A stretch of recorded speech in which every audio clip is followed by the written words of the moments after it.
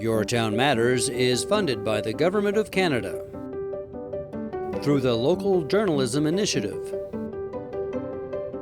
and supported by Cactus Media, Canada's independent community television association.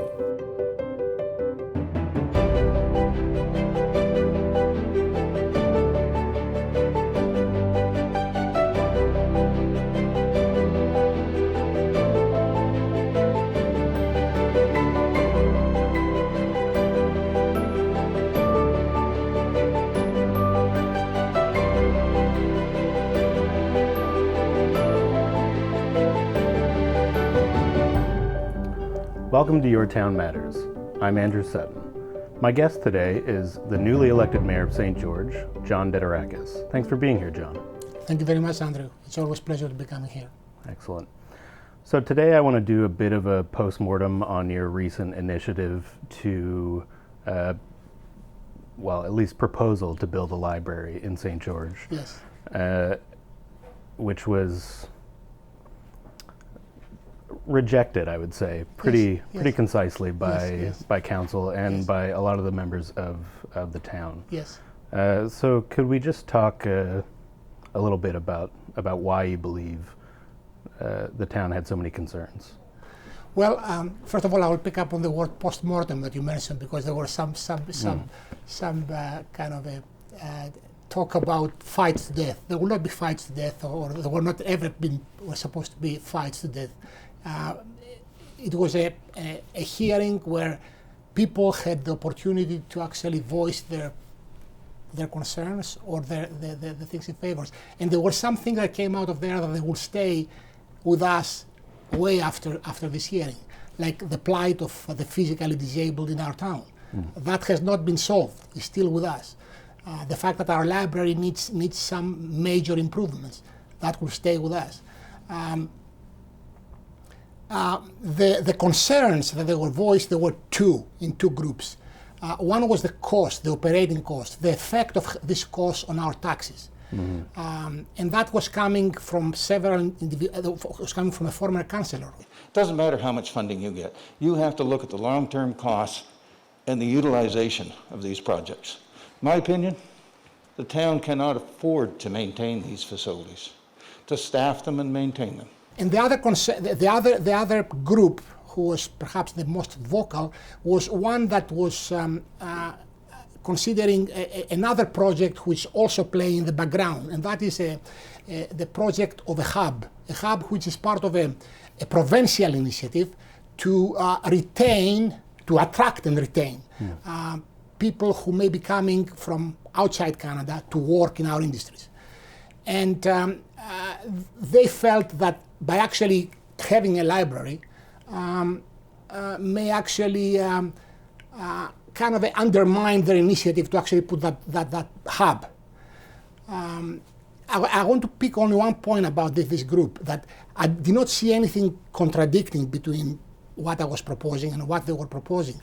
One concern that I'm still having about that initiative is that it carries the load of a provincial initiative, like a center to welcome and attract newcomers, or a big community kitchen for the newcomers, 1,000 people, whatever, is something that is a provincial initiative and should be a provincial cost. So having potentially in the future this thing offloaded to the town, or if we go a bit further outside, to the people outside the town, LSTs now, but they maybe change the name after a few months with restructuring.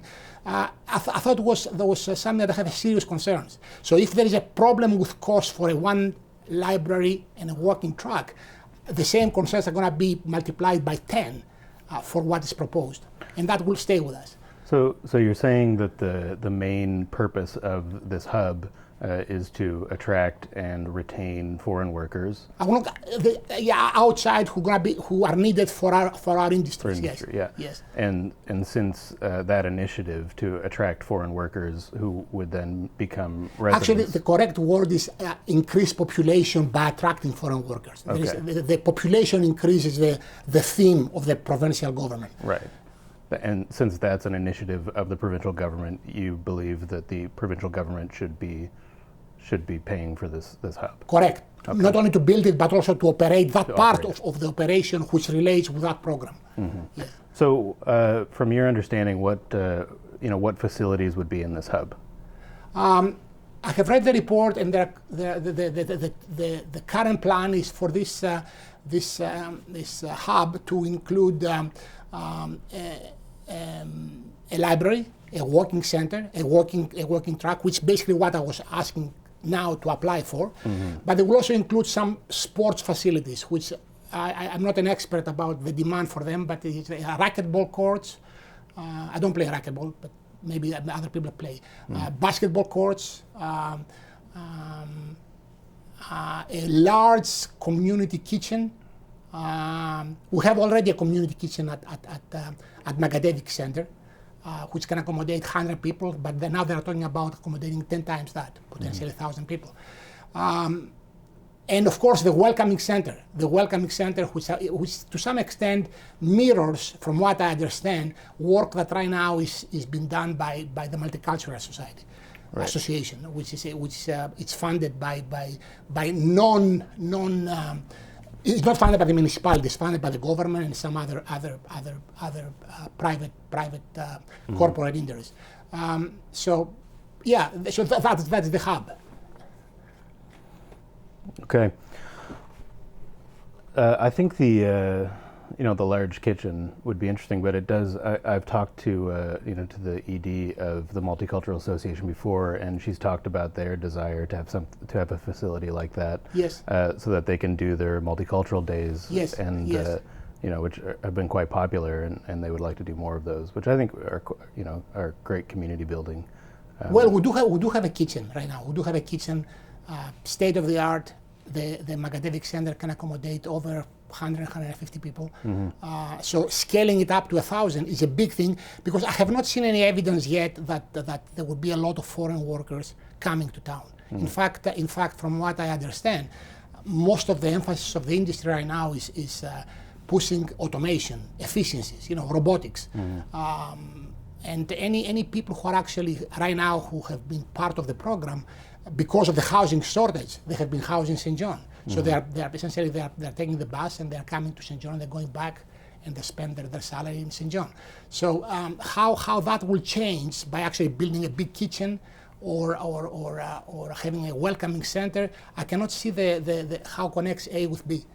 Right, because the primary reason they're traveling from St. John is because they can't find housing in Charlotte County. Absolutely. Right. And even in that meeting and many other times before, the issue of housing comes again and again and again. Yeah. Should be a priority. So we have looked at it, and maybe we are missing something. So I would like to have a hearing where we're going to invite the community to tell us what the municipality can be doing for housing.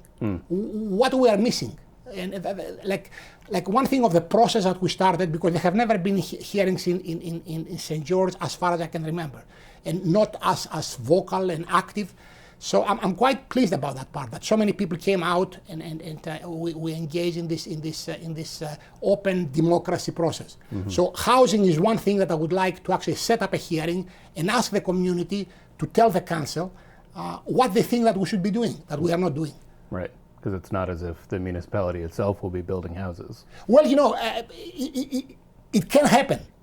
It can happen. The municipality has the tools to actually go out and get a long-term loan, and build a facility and operate it and have like a low-cost apartments. There are a lot of risks and not much enough of know-how as a municipality how to do that. Right. The province sometimes used to do that, had like social support housing. So there are a couple of mechanisms, and we try to explore all of them. But I hear that word again. We should be working on housing. So what are we missing? What the council is blind to that we have not tried? I want to have the opportunity for the public to tell us that. I've heard, during council meetings, I've heard you talk about risk management a lot. Yes. And risk management is maybe a bit of a boring topic for a lot of people. Yes. But you seem to be fairly focused on it and concerned about it. Yes. Is that a result of your background or personality? Or both. Probably both. Yeah. Like a couple of months ago, I told you that I believe that I had a kind of a genetic thing to actually always ask, what if, what if, what if? And that was part of my career before. So, even, we're talking about the new work on the adventure center, to actually do something about that. That's another big topic that's going to come again and again. And, I'm always risk management, floods, there are floods which are coming so often. Should we actually thinking about that before we invest there? These are some of the concerns that relate with and I hope that I can be that extra what if in the council. Okay. Yeah. So moving on, you told me that there's been some developments regarding the library, regarding, not so much your proposal, but some developments after the fact, after council turned down the idea for an ACOA loan. Yes. Or an ACOA grant, sorry. Yes. Let's talk about that a little bit. We are looking for a place where we can move that little library. The library today is not accessible by handicapped and by seniors. Yeah. If a person in a wheelchair comes and says, I want to take use of the St. George Library, and sees that stairway going up, I believe he has every right and every standing to go to the Human Rights Commission and file a complaint. We want to actually change that, to improve it. So there are a couple of possibilities within the St. George of actually moving the library. One possibility, there is a place on Main Street that we'll try to get if we can.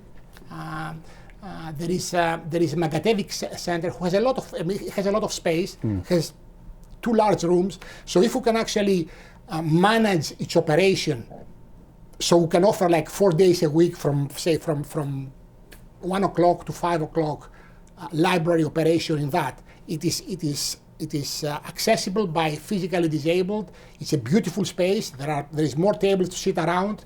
Perhaps we will get a subscription to a paper, and people can come and just pick up the paper, look and see who is the neighbor, and like make the community center as it's supposed to be. Right. Yeah. So that's one of the possibilities that we are looking for. Yes. Okay. One thing I wanted to touch on actually before we move on from the postmortem. Yes.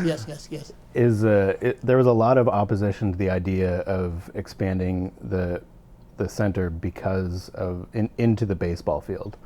Yes. I just wanted to clarify whether or not it was originally part of the proposal to take over any of the baseball field's land. Well, this is an issue that is very, very serious for many people. I mean, we had a parent of a veteran who spoke about how important it is to him to respect the wishes of the veterans who essentially gave this land to the community. Yeah. And even the counselor who was prepared to fight to death was members of that. So I respect that. My initial thought was that potentially there is space in the existing field to relocate it by maybe 10 or 20 meters. Oh, I see. That was my concern. I never even contemplated that we'll take the field out. I thought that there is a way to actually rearrange it slightly and accommodate both. But I totally agree with the fact that if something was bequeathed to the town for a specific purpose, like having a baseball field, that should be respected. The question was, can that thing be done without compromising the existing baseball facility? Okay, so if we can say that the problem that you identified is that the library is kind of awful, that it's hard to get to, it's not accessible. You cannot sit down there. There is no space to sit down, or there is no internet access. All these things. Yeah. Right. It has a computer that is for decoration purposes only. Yes. Yeah.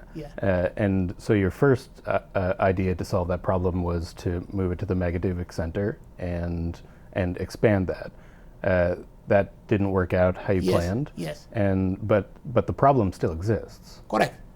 And so the second solution now is to find an alternate building to move the library to that can fulfill some of, then you don't have to build a new facility. Yes. Which is cheaper, obviously. Yes. maintenance will likely be cheaper, and so on. Yes. So we can say that the focus is still to fix the problems with the current library. The path maybe has just changed somewhat. The current library, the current attic that we have up on the second floor, does not have much possibilities to be modified and accommodate these big challenges. Okay? So yes, we are looking for actually either try to get a space on Main Street that can be much better than one we have, and not marginally better. I'm talking about trying to get much better, or try to find a space in Magadevic where we can operate a library on a part-time basis. It's accessible to the disabled. Seniors can go. Actually, Magadevic is supposed to be a community center, and a library is supposed to be a community place. Okay, so I don't see anything contradicting with that. In fact, right now we are working. The Call Council is working with the YMCA to actually modify the existing arrangement to make sure that the Magadevic gives more opportunity to the community to do community functions outside the YMCA. Right. Yes. And that was something that a lot of people brought up during those meetings, Yes. Which is that the function of a library isn't just a place to store books. Correct. That Correct. in most communities they've become places where children go to learn, where different programs are put on, after-school programs and so on, and that's their main community function these days, which is clearly almost impossible in the current library. Correct. But what a lot of people were saying is that that also requires funding. That requires funding. Those programs require funding and so on, and that seemed to be something that people had a problem with, that the town would end up paying for that, and it would cost too much money. Well, in my calculus, right now we have a group of volunteers. Yeah. Some of them have dropped out because they cannot even climb the library. So I do not propose that we hire a librarian. I propose that we use our existing structure of volunteers and just offer them a bit more accessible and perhaps a bit more library-like space.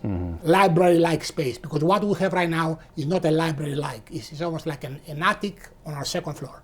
An attic on the second floor.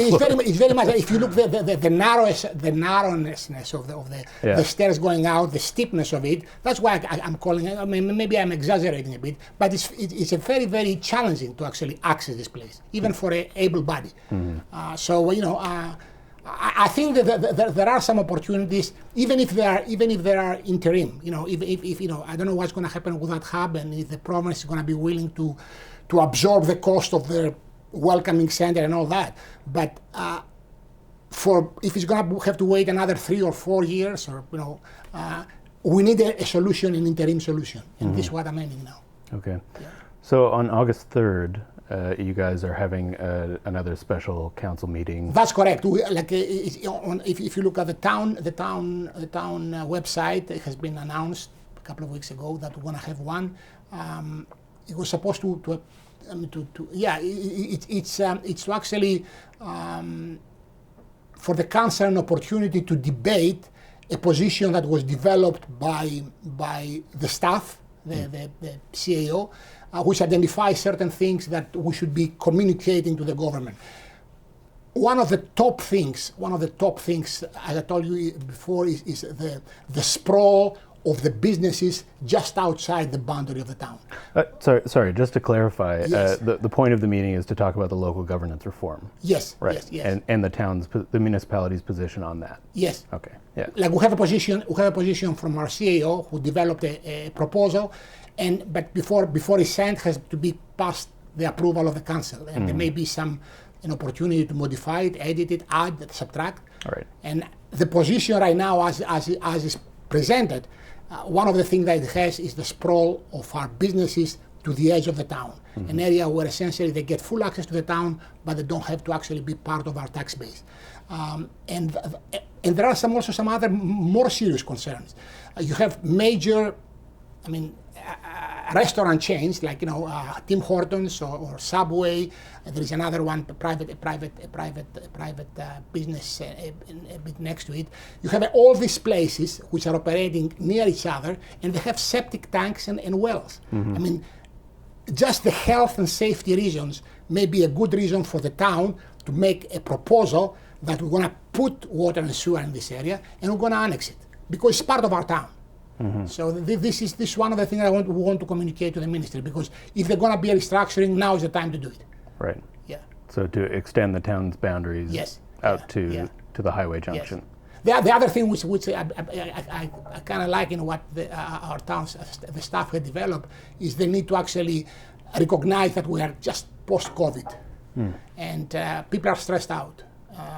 And a lot of folks who are living on the LSDs, there are people who could not afford to live in the town. The only place that they could have a roof over their head was to move out of the town where they don't have to pay so much taxes.